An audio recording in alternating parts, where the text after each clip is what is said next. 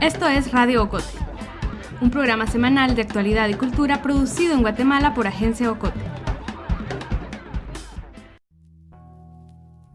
La desaparición forzada ha dejado marca en muchas familias guatemaltecas. Las repercusiones personales y sociales de estos actos provocan heridas que buscan distintas maneras de sanar, que pasan no solo por la búsqueda y posibles reencuentros y devoluciones de restos, sino por la necesidad de hablar de esta temática y narrar sus historias, que en Latinoamérica parecieran ser inagotables. Recientemente, dos personalidades argentinas, referencia de la búsqueda de desaparecidos en Latinoamérica, visitaron el país. De esta visita nace la siguiente crónica que, junto a Carmen Quintela, produjimos para ustedes.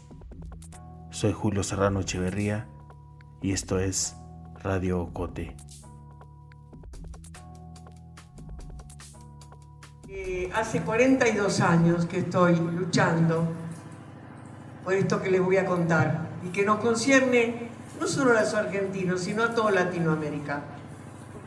Latinoamérica fue víctima de dictaduras o gobiernos asesinos que en vez de defender a su pueblo como corresponde por ley, los victimizaron, los destruyeron, los mataron, le quitaron todo lo que podía ser su felicidad, que era nada más ni nada menos que vivir en paz, en el amor de la sociedad.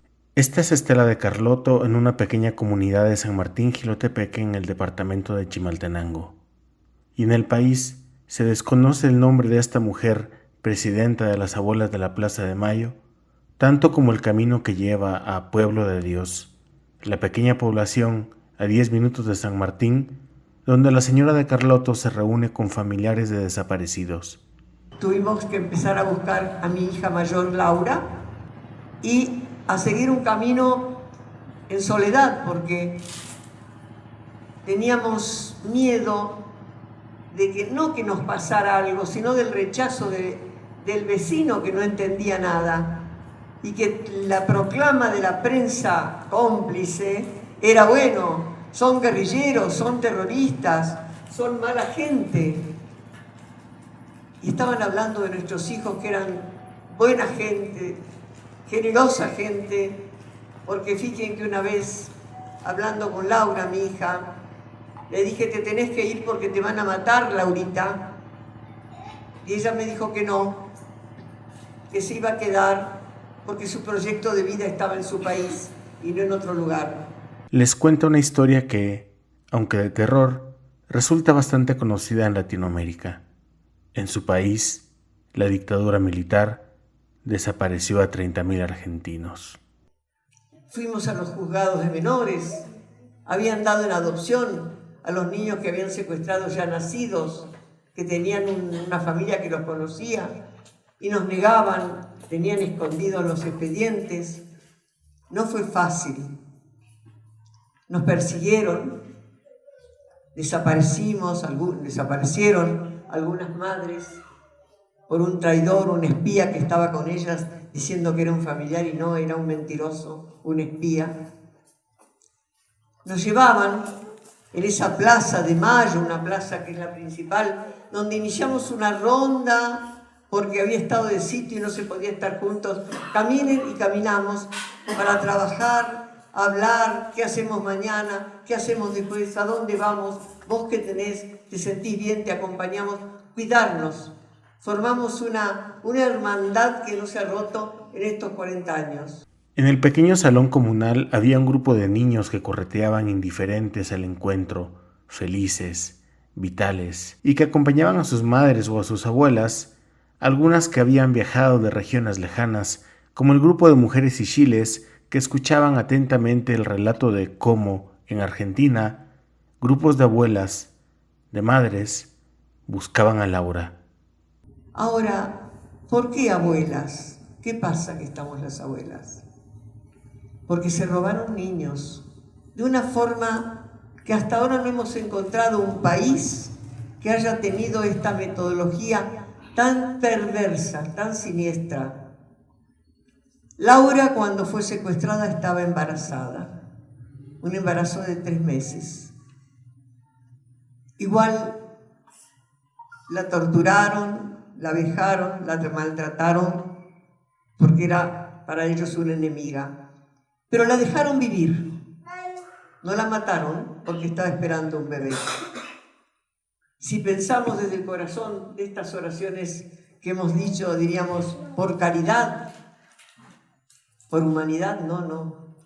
Era para que tuviera su hijo, ese bebito, en condiciones, quién sabe, precarias, sacárselo, quitárselo inmediatamente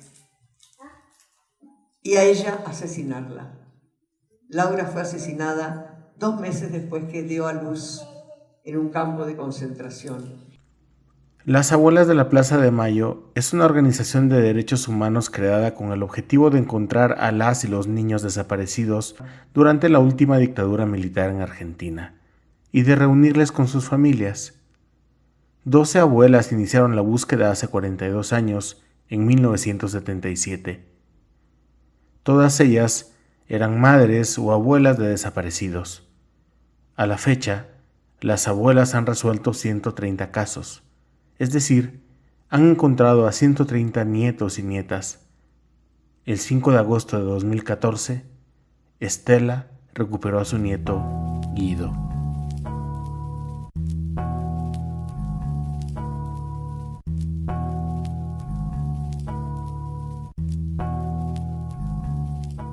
Porque aquí los noruegos hablaron con el sacerdote que si consiguiera un terreno para las víctimas, digamos que nos quedamos viudas, ya nos regresamos a nuestra aldea, ¿verdad? Porque nosotros no somos legítimos aquí, no que aquí nos dieran nuestra casita, ¿va? Y por eso estamos aquí en la comunidad. Ella es Ingracia Patzán, es esposa e hija de 2 personas desaparecidas. La historia del terreno donado por la Iglesia para viudas desplazadas del conflicto es la historia del pueblo de Dios. Ella lidera los esfuerzos de varios familiares de víctimas de desaparición forzada en un territorio en donde la historia ha azotado duramente por la conquista, los terremotos y el conflicto armado interno. A inicios de los 80, durante el gobierno de Romeo Lucas García, el ejército de Guatemala atacó a poblaciones civiles en el caserío Pajoj Tres Cruces, en Samalá, Las Lomas, Chuabajito, Pachay y en Estancia de la Virgen. El ataque en esta última aldea es conocido como la masacre del río Pixcayá, en donde fueron asesinadas más de 300 personas. En el año 2000 iniciaron las exhumaciones en Chimaltenango. Su población habla cachiquel. Aquí estamos en nuestra comunidad, digamos, somos víctimas de la violencia. Yo me casé del 80 y me quedé viuda del 81. Mi esposo lo llevaron el 4 de febrero. A las 9 de la mañana lo fueron a sacar en la casa. Es el primer entrada, dieron los ejércitos, entraron, lo llevaron a él. Él lo llevaron y el día domingo, día miércoles, lo llevaron a él, mi domingo, nos venimos en San Martín. Ahí le encontré el sombrero, la camisa y un pantalón de él estaba tirado. ¿Dónde? Saber. Pero supuestamente allá en San Martín había un paraje Chepocolaj. Allí estuvieran los ejércitos y allí hicieron fosas y ellos allí los mataron, ahí lo metieron. Según la Comisión para el Esclarecimiento Histórico, las estimaciones sobre el número de desplazados va desde 500,000 hasta 1,5 millones de personas en el periodo álgido 1981-1983, incluyendo las que se desplazaron internamente y las que se vieron obligadas a buscar refugio en otro país. Ingracia y Pueblo de Dios son justamente un ejemplo de esta historia. Esa es mi historia mía, que habernos venido a nuestra comunidad. Yo soy una aldea, Zacalá, Las Lomas, San Martín, Jilotepec.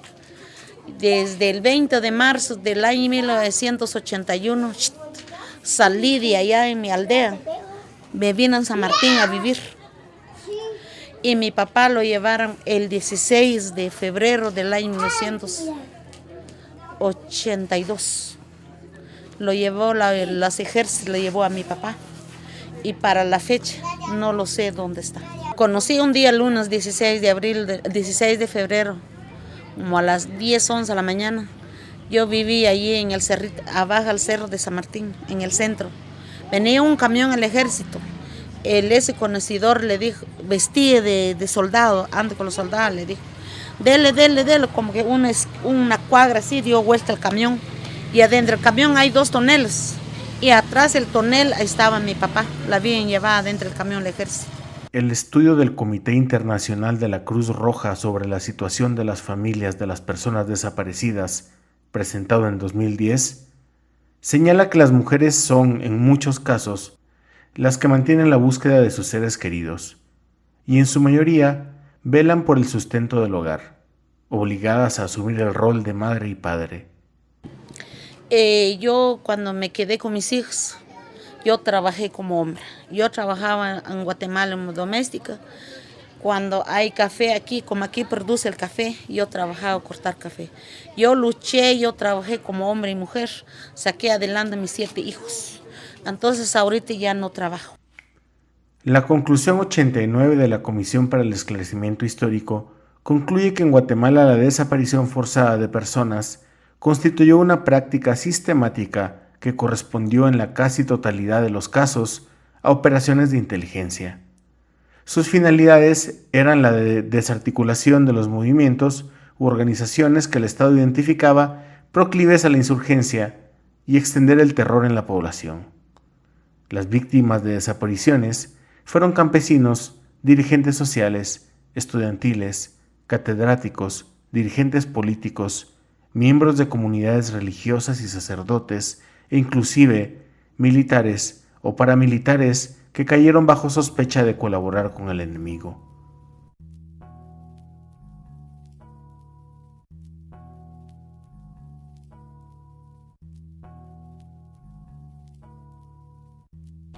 En Argentina, las búsquedas de las desapariciones forzadas no son ya tema de discusión.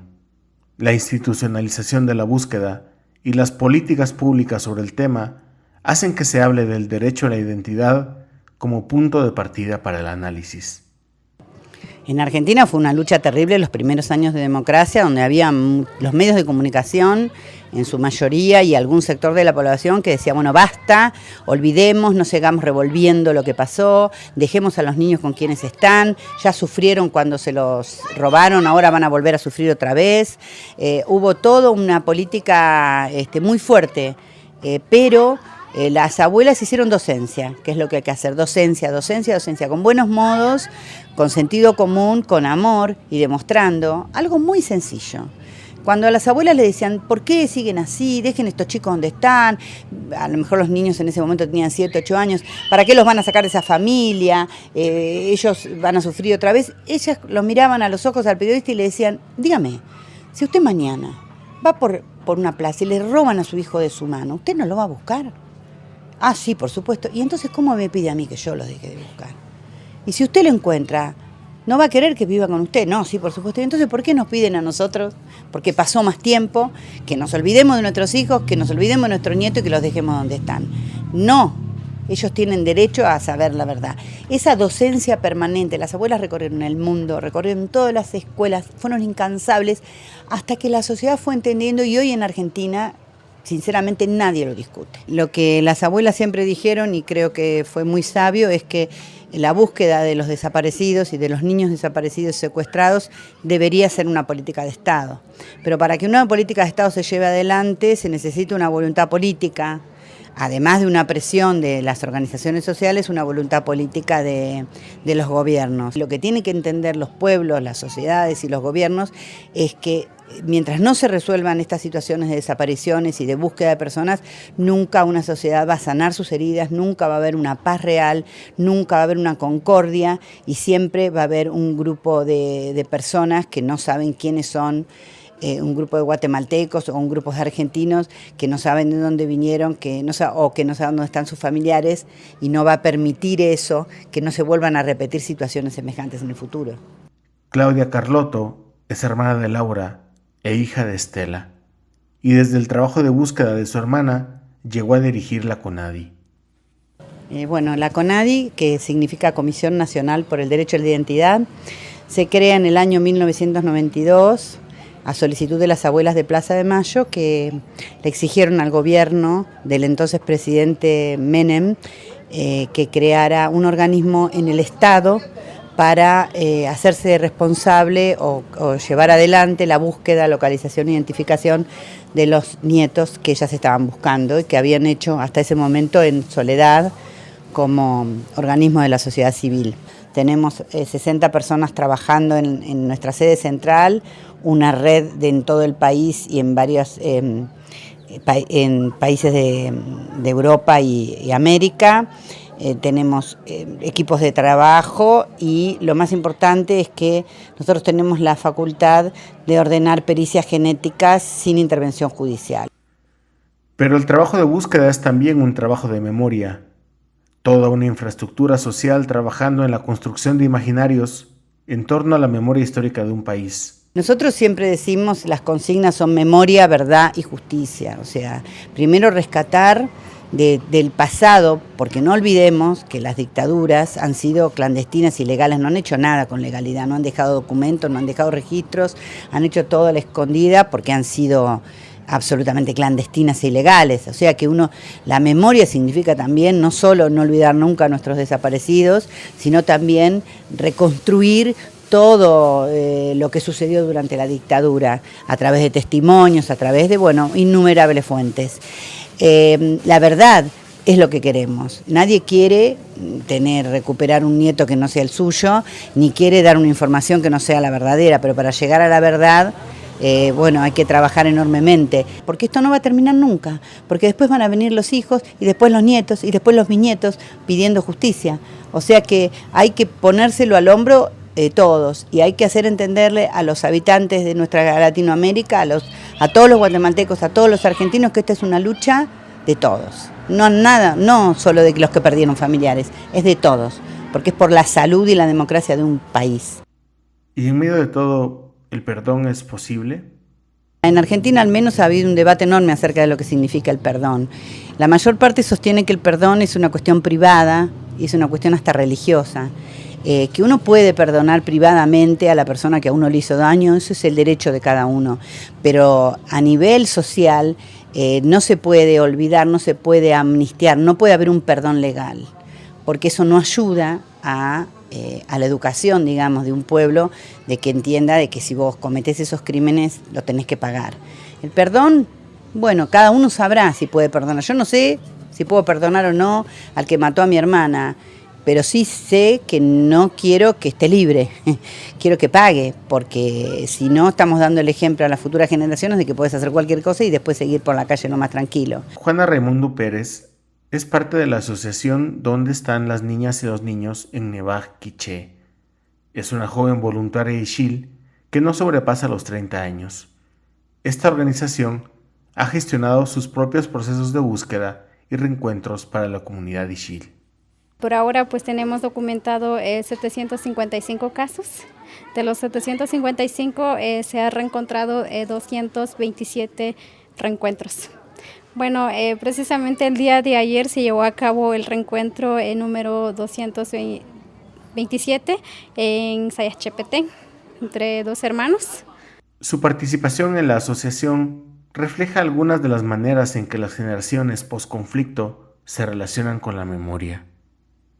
Yo no lo viví, mis padres lo vivieron, mis abuelos lo vivieron, el resto de la familia, pero al leer la historia, al escucharlos, uno conforma parte de la misma historia, uno forma parte de. Entonces, por ahora, pues, yo voy a luchar, voy a tratar la manera pero estoy apoyando a dos investigadores ahora, que están en diferentes municipios, departamentos, en la búsqueda, más con los líderes comunitarios que nos han apoyado también. La Comisión para el Esclarecimiento Histórico, a partir de testimonios y entrevistas, calcula un aproximado de 45,000 desaparecidos durante el conflicto armado interno en Guatemala. A la fecha, más de 3.000 personas han sido encontradas, en gran parte gracias al trabajo de búsqueda en vida y post-mortem de organizaciones de la sociedad civil.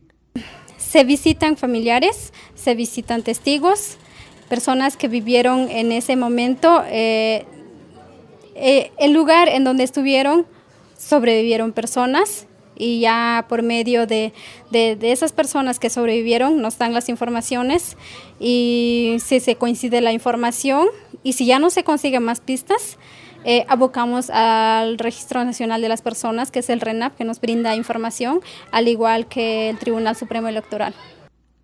En 2007, diputados del FRG y URNG presentaron la propuesta de Ley de Búsqueda de Personas Desaparecidas, Ley 3590. En 12 años ha logrado llegar hasta la segunda lectura en el Pleno.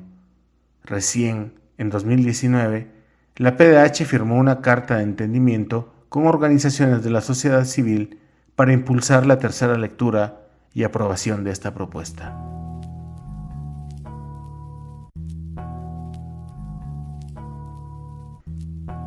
Pocos días después de esta entrevista, Ingracia murió por una crisis gastrointestinal sin encontrar ni a su padre ni a su esposo. Yo siento, cuando yo llego ahí, siento que mi corazón dice que ahí está mi papá y ahí está mi papá.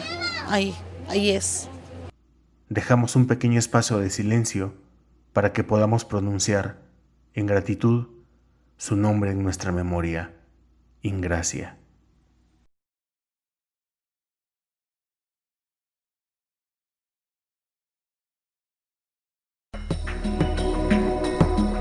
Si te gusta Radio Ocote, suscríbete en iTunes, Spotify, Google Podcast o tu plataforma de podcast favorita. Síguenos en las redes sociales de Agencia Ocote y busca nuestros contenidos en la página web agenciaocote.com.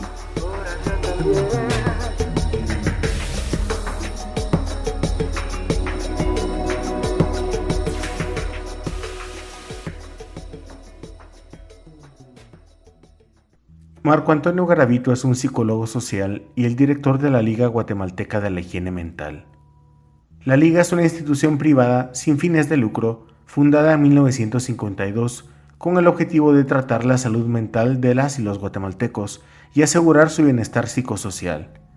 Desde hace más de 15 años, Marco Antonio se ha dedicado a la búsqueda de niños y niñas desaparecidas del conflicto armado, acompañando a cientos de reencuentros con sus familias. En esta entrevista conoceremos mejor su trabajo y esa profunda conexión vital que surge, por contraste, de un evento profundamente doloroso. ¿Cómo se inicia un proceso de búsqueda? Bueno, partamos de un criterio primario, y es que cuando la gente perdió a sus familiares, en este caso niños, niñas, bien que hubieran sido llevados por el ejército o por otras circunstancias, ¿no? Por eso es que el programa nuestro define desaparecidos por circunstancias del conflicto, porque no todos fueron llevados por el ejército, se quedaron perdidos en la montaña, terminaron con otra familia, en fin. Pero lo que quiero decir es que desde que la gente perdió a sus hijos nunca dejó de buscarlos. Eso hay que tener claro, porque a veces pareciera que somos las instituciones las salvadoras del asunto, ¿no? La gente buscó en medio de sus limitaciones, de sus condiciones, desde que los perdieron. Es decir, hicieron averiguaciones, algunos incluso se fueron más lejos, hicieron visitas a los destacamentos militares o a la Procuraduría o a las instancias judiciales de los municipios. Entonces ese es un primer elemento que hay que destacar, ¿no? Porque si las familias no tuvieran esa necesidad primaria de búsqueda, ningún esfuerzo institucional tendría sentido, porque entonces sería más un esfuerzo nuestro, ¿no? Sino que nosotros lo que hacemos es que entramos en un proceso en el que las familias encuentran en nosotros un apoyo extra, importante diría yo, para eso que ellos venían haciendo. De cuenta que cuando uno documentaba un caso, ¿verdad? Siempre le decían, no, que yo averigüé, que alguien dijo y que no sé qué. A veces no era cierto, ¿no? Era parte de la construcción mágica que se va haciendo para manejar el dolor de la pérdida, ¿no? Pero siempre habían referencias, ¿verdad? Habían referencias. ¿Y dónde buscar? ¿Cuál sería la ruta a seguir, el rumbo de la búsqueda? ¿Cuál es el rumbo de la búsqueda? Primero entender que estamos hablando muy en el inicio del programa que habían pasado 20 años casi de la desaparición, hoy han pasado 35. Entonces los procesos se antojan muy complejos porque además en su gran mayoría estamos buscando desaparecidos que vivían en un contexto donde no habían fotografías y si las habían las quemaron cuando quemaron las casas, que no funcionan a través del internet, ¿verdad? Que no es a través de un computador y un escritorio donde uno va a poder encontrar. Entonces el proceso de búsqueda tiene que ver mucho con el andar, ¿verdad?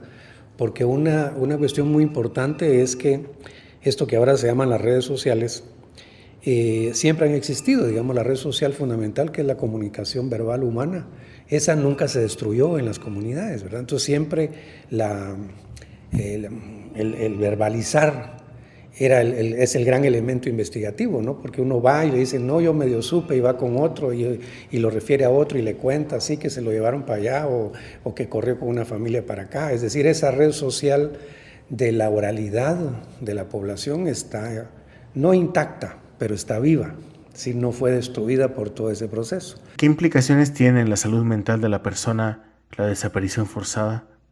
La desaparición es el fenómeno que más impacto profundo genera en eso que llamamos salud mental, ¿verdad? Es decir, la subjetividad de quien tiene un desaparecido sufre una traslocación muy fuerte, ¿ya? Entonces, por eso nosotros no entramos al proceso bajo una consigna política, aunque la tenemos, desde luego, y muy clara, pero no, ¿verdad? Es decir, era la parte humana.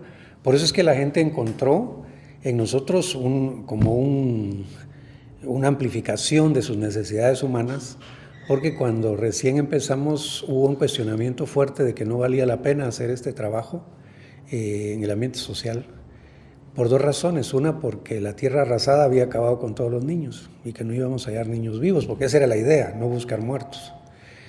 Y lo segundo era que iba a ser muy difícil porque la gente tenía mucho miedo y no se iba a querer involucrar. Después de un año de trabajo teníamos 56 familias muy decididas, pero la diferencia fue que les planteamos no, vamos a buscar a sus hijos para ver a quién castigamos, sino vamos a buscar a sus hijos para sanar la herida que ustedes tienen. Esa es la gran diferencia. Entonces uno miraba a veces declaraciones que decían, bueno, y ahora estamos listos para enjuiciar a los que se llevaron a los 5,000 niños. Y las familias no decían eso, incluso algunos decían muy explícitamente, a mí no me interesa quién se lo llevó, ni sancionar, yo quiero saber si está vivo, y si está vivo quiero encontrarlo, ¿verdad? Y nosotros respondimos mucho a eso porque es la lógica de la salud mental. Este elemento, digamos, de responsabilidad parte de que el dolor humano generado por la desaparición genera afectaciones muy serias en la salud mental. Entonces nosotros entramos, somos una institución de salud mental, ¿verdad? Es decir, ese es nuestro perfil. Pero no íbamos a la terapiada, que ese ha sido otro error. Hubo un tiempo en que contrataban psicólogos para ir a dar terapia a la gente, ¿verdad? Psicólogos que ni sabían de la cultura ni nada, ¿verdad? Ni manejaban el idioma, por ejemplo. Es decir, la terapia no era el elemento central, sino que en el acompañamiento para la búsqueda nosotros hacíamos todo el abordaje psicosocial, porque hay un principio terapéutico muy importante en esto, y es que cuando desaparecen a alguien en esta línea contrainsurgente, el objetivo fundamental no es tanto el desaparecido, sino es lo que se define como quitarle el control de la vida a la gente que queda, ¿no? Se atemoriza, se aísla. Entonces con los familiares lo que pasa de los desaparecidos es que se vuelven inhibidos, se quedan aislados, se vuelven temerosos. Y la estrategia terapéutica es sencilla, es devolverle el control de la vida a la gente. Ese ha sido el método, ¿verdad? Que sean protagonistas. Tan es así que cuando nosotros empezamos con mucha gente estaban solos, ¿no? Y ahora de nuevo son parte del COCODE, son parte del comité de la escuela, del comité de agua de la aldea. Entonces buscar por buscar no tiene sentido, sino es recuperar el control de la vida, y esa vida se explaya en lo económico, se explaya en lo político, en lo ciudadano. ¿Y en la sociedad? ¿Se ve afectada la sociedad por las desapariciones? Uno tiene que ver con ustedes, digamos, los comunicadores, porque cuando el programa nace, cabalmente por eso se llama Todos por el Reencuentro, y la definición es que la desaparición no es un problema de la familia nada más, ni es un problema de la institución, sino que es un problema de la sociedad. Entonces, sí es importante porque hay una afectación a nivel social. Una de las cosas que yo peleo mucho y que cuesta mucho porque es cultural, y voy a explicar, es que a nosotros nos dan menos cobertura que la búsqueda de restos en cementerios clandestinos. Y esto porque somos una sociedad calcada en la cultura de la muerte. Eso es de los mayas, ¿no? ¿Sí? La Semana Santa hay una celebración increíble, el Día de la Muerte, ¿no? El Viernes Santo, pero en la resurrección del domingo no hay nadie, porque todo el mundo está en la playa, ¿verdad? Entonces, la búsqueda de los vivos no tiene la misma cobertura, ni despierta el mismo interés que encontrar un cementerio y exhumar restos, que es bueno también, desde luego, ¿verdad?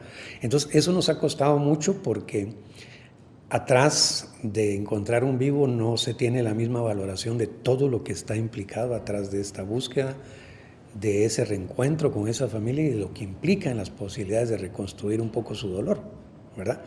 Y eso se explica, pero cuesta de verdad que se entienda, ¿verdad? De cuenta que, bueno, las abuelas, ¿no? Sí, yo recuerdo cuando hace 2 años tal vez, creo que fue la señora Carlotto o alguien más importante de ellas que encontró a su nieto.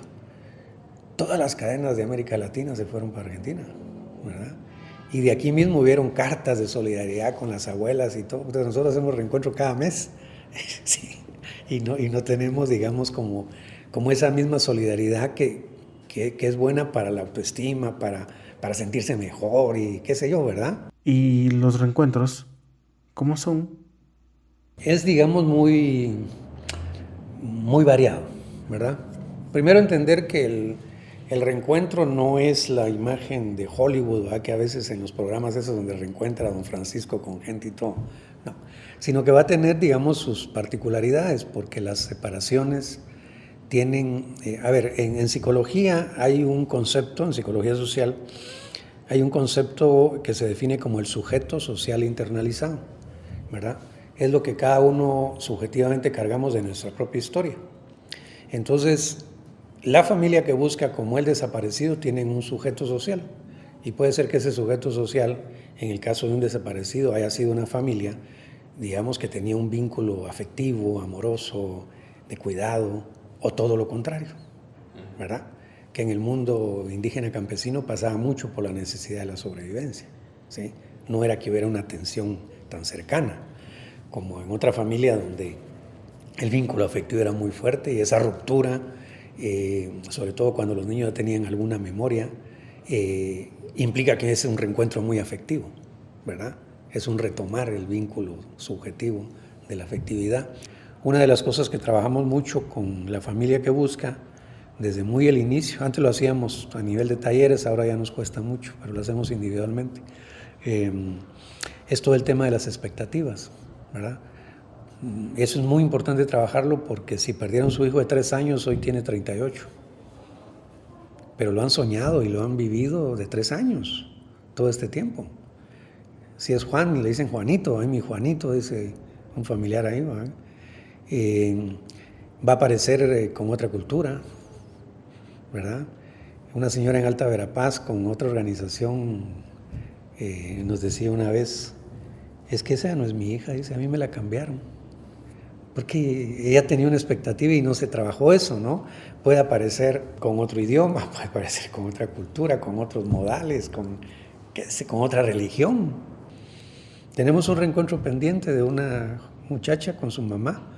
Ella vive en Cabá y la mamá vive en El Triunfo, en Retauleu. Pero ella está muy enferma, entonces ella tiene que viajar. Y le hablamos, le contamos que hallamos a su mamá y contenta y todo. Vamos a preparar el reencuentro. Pero su marido está mojado en Estados Unidos. Entonces le llama y le cuenta. Y el marido le dice, no te doy permiso. Hasta que yo regrese puedes ir a ver a tu mamá. Y ella dice, no voy. Yo tengo que obedecer a mi marido. Fuerte, ¿ah? Porque ni modo, aquí entre nosotros es más fácil discursar de este tipo de temas, pero en la realidad es bien jodido. Y tenemos parado el reencuentro porque no logramos convencer al marido que le dé permiso. Es su mamá. ¿Ah? Pero eso lo hemos entendido y hemos sabido cómo ir flexibilizando, y a veces nos lleva tiempo, porque uno no puede chocar con esas realidades si lo que busca uno es que de verdad ya se encuentre con su mamá. ¿Ante qué cantidad de niñez desaparecida nos estamos enfrentando? Cuando se hace el informe de Naciones Unidas, se hace un dato, digamos. De Naciones Unidas habla de 5,000 niños desaparecidos. Es el que se ha manejado casi siempre. Generalmente cuando hay entrevistas, ese es un dato que el periodista siempre pregunta. Yo siempre les digo, miren, ni idea.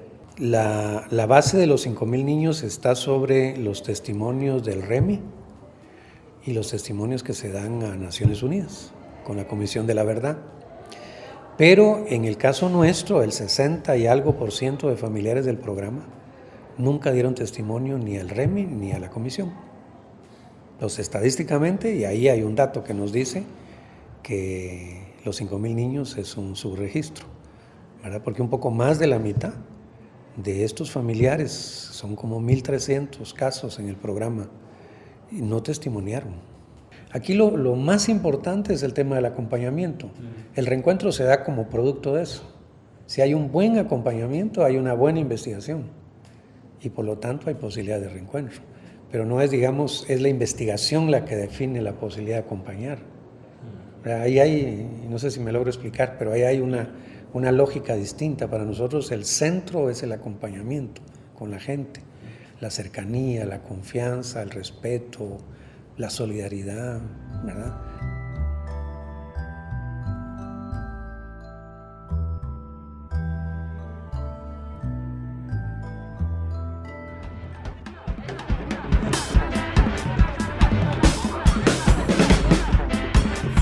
Esto ha sido todo por hoy.